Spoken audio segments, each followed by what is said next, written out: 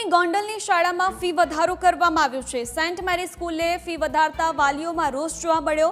શાળા સંચાલકોએ બસનું ભાડું પણ વધાર્યું છે। ફી રેગ્યુલેશન કમિટીમાં શાળાએ દરખાસ્ત કરી હતી। દરખાસ્ત મંજૂર થયા બાદ ફી વધારાનો આરોપ પુસ્તકો ચોક્કસ સ્થળેથી ખરીદવા ફરજ પડાતી હોવાનો પણ દાવો કરાઈ રહ્યો છે। પાલિકાના કારોબારી ચેરમેને ઉચ્ચ કક્ષાએ રજૂઆત કરી છે। જે ફી હોય વધારે થતું હોય એ જ અમારે લેવાનું હોય। એટલું બધું વધારે ના મળે તો પછી એ પ્રમાણે જ હોય, નહીં તો પાછો આપવાના છે।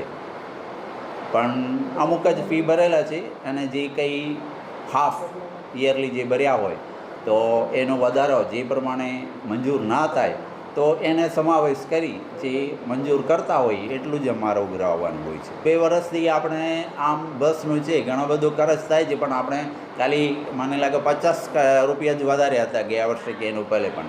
તો એ આ વર્ષે એના લીધે જ અમે વિચાર્યું થોડુંક વધારે, તો આટલા 2 વર્ષમાં જે ડીઝલનું છે ભાવ વધ્યો ત્યારે પણ એટલું બધું એટલું વધારે નહોતું, તો એને અનુસંધાને જ અત્યારે થોડુંક 200 રૂપિયા જ વધારેલા છે। સેન્ટ મેરીના ફાધર એને કુદરતી રીતે એવું સપનું આવ્યું અને એને બીજે દિવસે સવારે ફીમાં સીધો 25% વધારે વધારો કરી નાખ્યો, જે ગેરલાયક કહેવાય। વાલીઓની ફરિયાદ અમારા સુધી આવી, ગોંડલ ધારાસભ્ય સુધી આવી, જેના અનુસંધાને આજે સેન્ટ મેરી સ્કૂલમાં અમે રજૂઆત કરવા આવ્યા હતા। મને લાગે છે ફાધરને થોડું ભાન થયું છે। ફાધરે અત્યારે જ સ્પષ્ટતા કરી કે જે ફી જૂની હતી એ પ્રમાણે યથાવત રાખશું।